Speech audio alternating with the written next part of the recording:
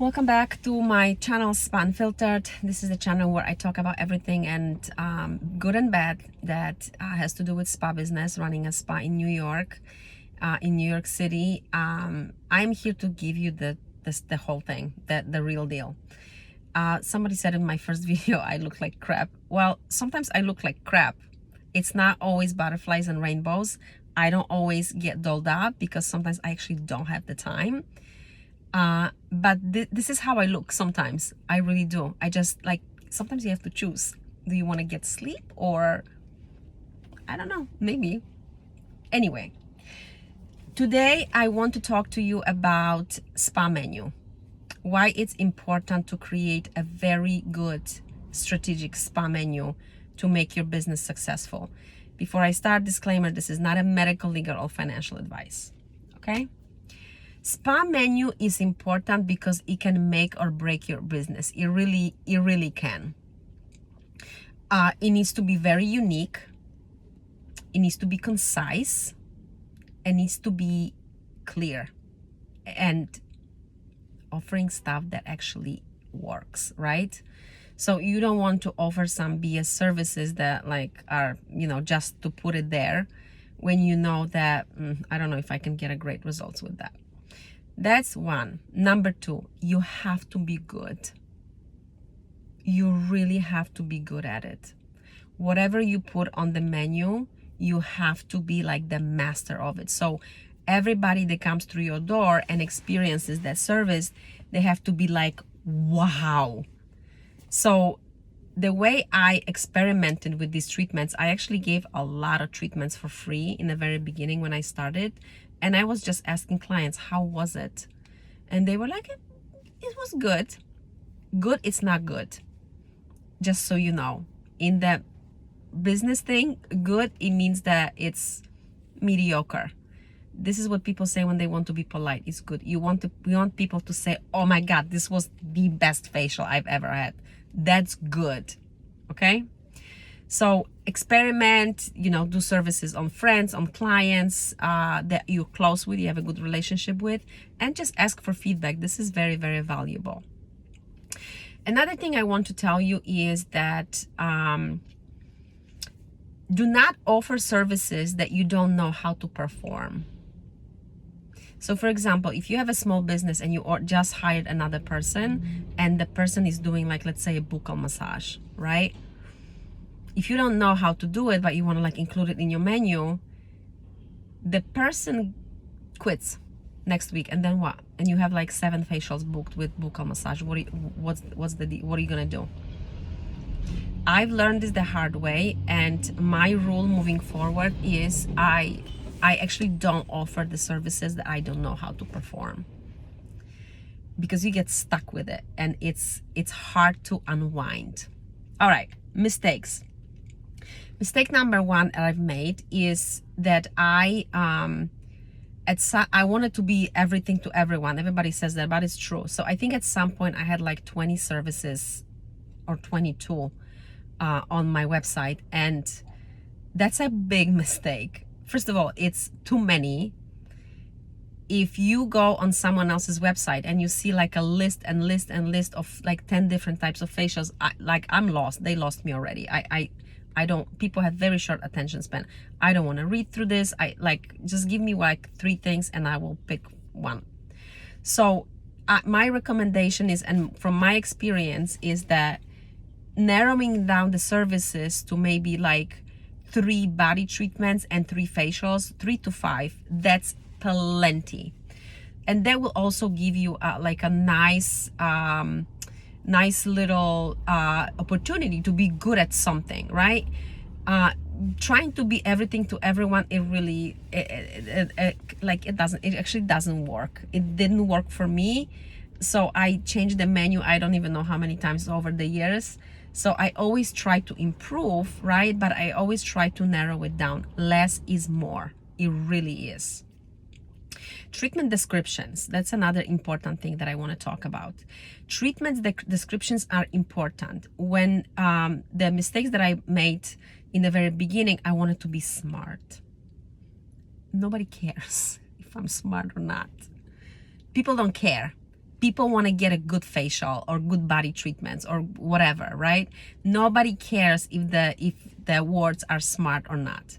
So my lesson from that was that just write what the treatment is for. So instead of saying this treatment is excellent for diminishing scarring, no, just say like this is good for anti-acne scars. That's it. It's simple, to the point. People get it, people understand.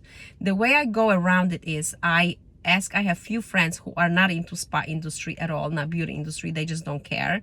I write something up and I send it to them and I say, hey, like, do you understand what this is? Sometimes they say, yeah, I understand, but like this is not very appealing to me. So that's a very good feedback for me, because I will either try to make it like really juicy, right? Or someone may say, I have no idea what you just said. So I will simplify it and I will actually say what it means. Names of the treatments: advanced facial for decrease. No, simple, two words, 2 words. That's it. People get lost, and people people really have like no patience and no attention span. Like, simple. Make it very, very, very simple. The other mistake that I think I've made, and I don't know if anybody else can relate, it's adding to the menu services that you see advertisement on marketing for all over the Instagram or YouTube or whatever, right? Every once in a while, every year actually, to be honest, there's a new machine that comes out. I really don't want to name any machines because that's not nice. But watch the industry. Once a year something new comes out. This is the best next thing. Like this machine was like, bah, it's amazing. Number one. Number two, they will always tell you, do you want to double your revenue with this machine? You're going to get all these clients. They're going to be like, you're going to be making all this money for this. That's a lie. Okay? If you don't have enough clients for your services that you're offering right now, do not believe that if you get that machine, the demand will increase. It will not. Because adding any equipment to the spa menu and to your web or whatever the business, right? Overall, you have to already have a pretty solid client database. They are consistent, they love your services, and they keep coming, right? If you don't have that and you get this new amazing laser machine, you still will not have clients for that. As simple as that. So like, really, really wait and see what's going on. Here's what I do. This is my recipe. Whatever new thing comes out, okay, I wait like 6 to 8 months to see like, what's going on, to feel the market, like what's happening. And here's what I will tell you.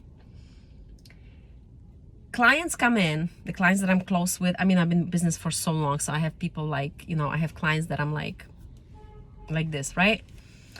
Often clients come in and they say, oh, I went to, XYZ and I got this treatment done that it's like this new next best thing.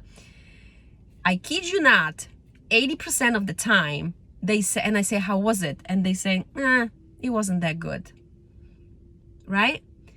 Wait before you purchase anything expensive and add overhead to your already cost. Wait and see.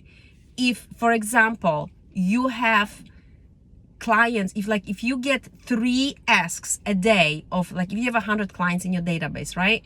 You're working 3 days a week, let's say. And you have already, if you have clients asking for XYZ treatment that is new, right? Yes, that's a good signal that, like, okay, I could consider it. But wait and see what's the outcome, because there's always been the next best thing, okay? sum it up, keep it short, keep it concise, few services, list only stuff that you're really, really, really good at. It was good, it's not good. They need to be like, oh my God, this was the best facial I've ever had. That's a good service, okay? And don't go crazy with spending money on the next best thing. That's my 5 cents. Ciao for now.